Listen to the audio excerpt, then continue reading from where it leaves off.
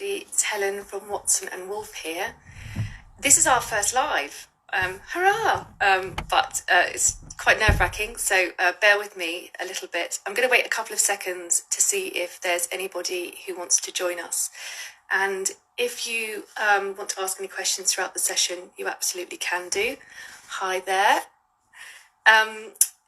We are makers of handmade luxury accessories, and we use traditional leather crafting techniques to do that.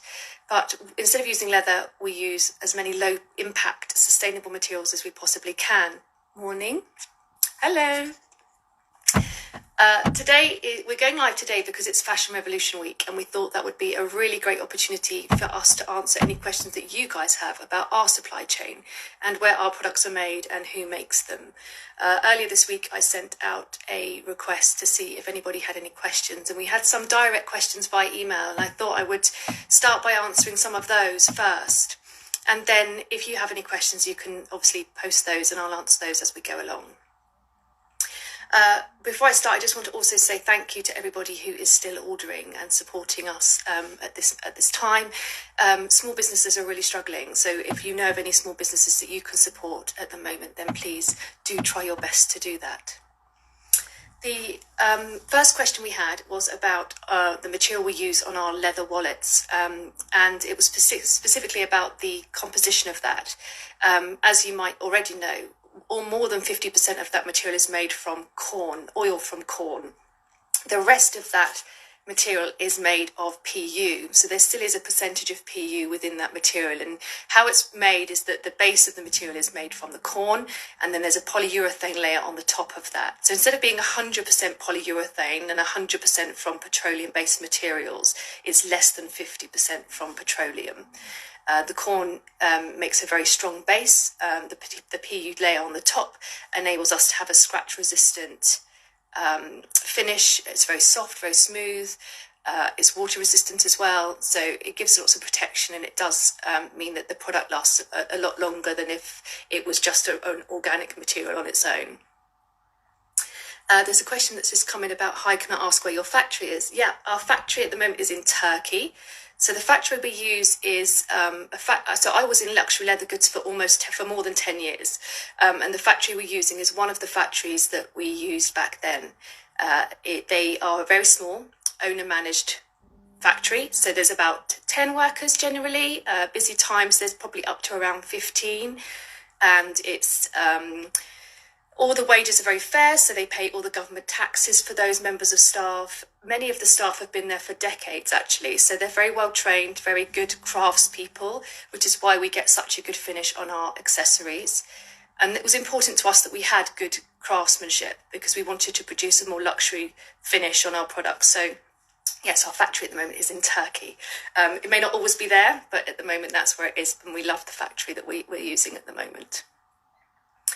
One of the other questions that came in was whether we use PVC. The question was that there are some vegan companies who are still using PVC. Do your products have any PVC? The answer is no. So PVC is one of the most damaging plastics on the planet, and in my opinion, nobody should be using PVC. In fact, the production, the use and the disposal of PVC results in the release of toxic chlorine-based chemicals, which have got a whole host of different health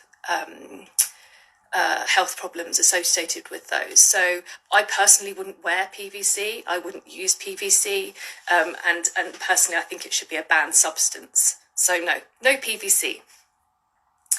The other question that we had from the email was, why use Taiwan for your material if you're worried about your carbon footprint?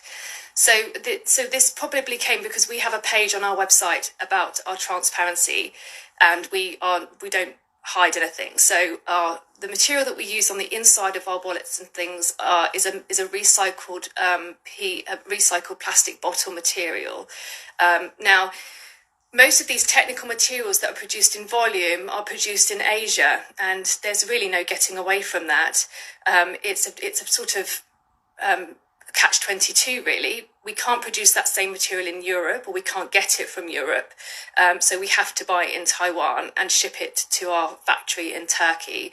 If at any point we can get that material in Europe, closer to Turkey, we absolutely will do. The only saving grace is that we have to buy that material in a very large quantity. So once it is shipped and once we've ordered it, we're actually only shipping it once. We're not shipping it many, many times. So we do try and keep that to a minimum, absolutely.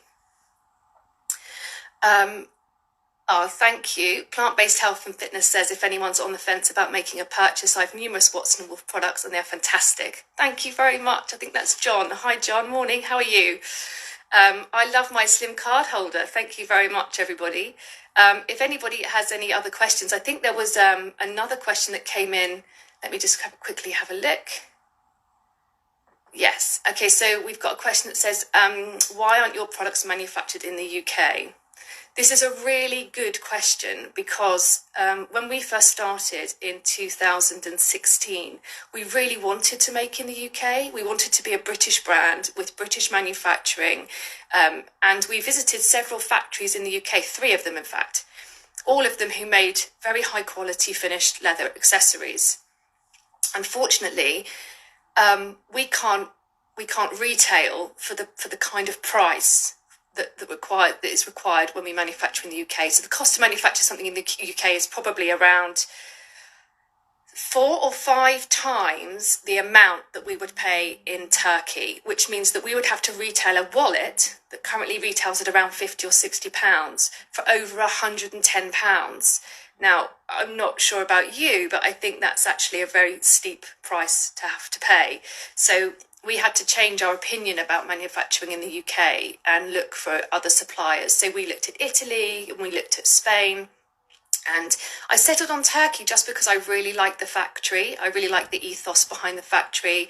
I've met the workers there and everyone seems very happy. They turn out great work. So I think we ended up getting the better... we've got the better supply chain as a result of that piece of work that we did at the very beginning. Hello, everybody. Thank you for joining, everybody. I don't know if you want to leave it there, actually. I don't know if I've got any other... I didn't have any other questions via email. So if anybody has any questions at the moment, then please do feel free to ask. They don't have to be about our supply chain. They could be about anything that you've seen online. They could be about the company. Hi there. Good morning. Good morning. Hi. And so, as I say, on our website, we have a page about our transparency. So you can see all sorts of things there about the factories that we use, about their environmental goals. And in fact, there's a question that's come in. Yes, we just did that. I think I got your question via email, actually. So yes, I just explained that we did attempt to use a UK factory, but when we were looking at costings and pricings, it was just not feasible for us to do that. So we had to look for alternatives, and we'd settled on Turkey after looking at Spain and Italy at the same time as well. The other thing, of course, is that in terms of environmental impact, our factories have been chosen specifically because they also have our goals in mind. So, for example, our factory who produced the material in Taiwan aren't just a huge company spurting out chemicals, and they have so they're blue sign registered, which means that they have system blue sign, I should say, which means that throughout their supply chain, they've minimized any chemical impact. And they've also installed solar panels on their roof. In Italy, where we get our corn-based leather from, they actually have solar panels on their roofs. So they have generators of solar energy, which they use all the time. They have low-level lighting throughout all of their plants. So they're using as much green energy as they possibly can. And they've also got their own treatment facilities for air and chemical water output as well. Will you be making a range for women? We will be making a range for women, actually. We're working on it now, and we hope to have a 3-piece collection in the autumn. Now, that all sort of hinges on what's going on with COVID-19, because we've got supply chain delays with getting materials and samples.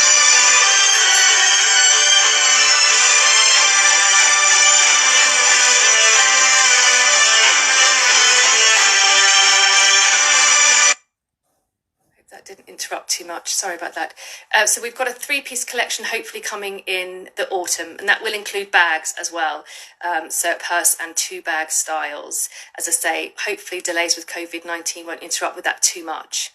And a sports type vegan bag. Yeah, okay, so we've got a rucksack, a sports bag rucksack, which could take shoes, so gym shoes. It's designed quite cleverly because I think that, you know, when you go to the gym, you don't want to put your sweaty shoes back in with all your other stuff. You might be on your way to work. So we're going to make it kind of multifunctional to carry laptop, sports equipment, and spare shoes as well, hopefully. So that's coming. But the one thing I would say is that we've got all of these great ideas, but we can't produce all of them quickly. We need to produce them in a way because we need to grow first. We need to get the right capital behind us because bags are very expensive to produce. So with every order that you guys are giving us, that enables us to grow and for us to be able to think about producing these other much more bigger products as well. So thank you very, very much. Yeah, I know you'd love a women's range. We are working on it. But I would say men are really underrepresented in this sector. So if you were looking for a luxury vegan wallet for a man, really, apart from us and Will's perhaps as well, you're not really going to find very much. And so we really feel like we've got to kind of satisfy that missing area of fashion for men in the vegan sector first. So women's is going to be slow at the moment, but we will be producing a range, as I say, by the end of the year. But men's is still our focus, absolutely.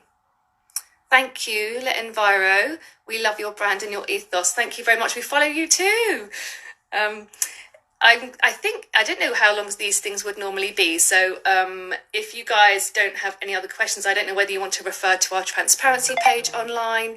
And if you've got any other questions, I can answer those separately via email or in the comments below. So I just want to say thank you very much for all of the questions that you sent through. I hope I've answered everything satisfactorily for you. And as I say, if you've got any other questions, you can pop them in the comments. Hello. What's your growth ambition? Oh, that's a really interesting question. Growth ambition. Well, I mean, I suppose we want to be the destination store for luxury, cruelty-free and sustainable accessories. That would be our ultimate goal. So we would have a vast range or a concise range, really, for both men and women of things that are traditionally made and classic within their design. You know, we don't want to be a fast fashion brand, so it's not about colours that are in this season and then colours that are out in 3 or 4 months where you have to discount and then potentially have stuff that's wasted. It's really about making sure that we have longevity of the product and that we don't have waste. So for us, it's about growing, but growing in the right way. So thank you. That's a really good question. And how big do you plan to be? Oh gosh, global. I mean, we want to be global. I mean, what's the other alternative? Thank you for your question. Thank you, John. Stay safe, you too. Worldwide or Europe? Well, worldwide, definitely. I mean, we're already shipping worldwide. So we have lots of customers in Australia, lots of customers in America already. We've shipped as far as Mexico and Bermuda, actually. So we're already global, but not on a huge scale. We want to be delivering to those countries on a much more regular basis. Thank you for your question. So, guys, if you've got any other questions, then do pop them in the comments down below. I'm not going to hang around for too long because it might get a bit tedious for you guys and watching back and everything. So feel free to pop your questions in the comments after this is finished and I'll answer them there. And oh, hang on. Do you have plans to have a range in larger department stores? Yes, we do. So again, we have to have a bit of a concise range to do that. And it's quite hard to get into department stores at the moment. Obviously, with COVID-19 and even before that, they were struggling. A lot of the department stores are struggling. So taking on new brands is not something that they're doing readily. We have looked into that already. We had hoped to do a pop-up in John Lewis in London this year, but because of COVID-19, I think that's also been put back quite a bit of time. So if we can get in there before Christmas, we will, and we'll of course let you know where that is so you can come and see us. But otherwise, it may well be early next year when we do a pop-up somewhere. Thank you very much. That's really good. We love having you all on board as well. And as I say, thank you again to everybody who's still ordering. It's really important for us to keep the wheels turning and still be able to give orders to our factories and to keep those workers in business as well. So thank you very much indeed. And thank you for joining me this morning. I will answer any other questions you have and pop them in the comments below. Have a good rest of your days, guys. Bye.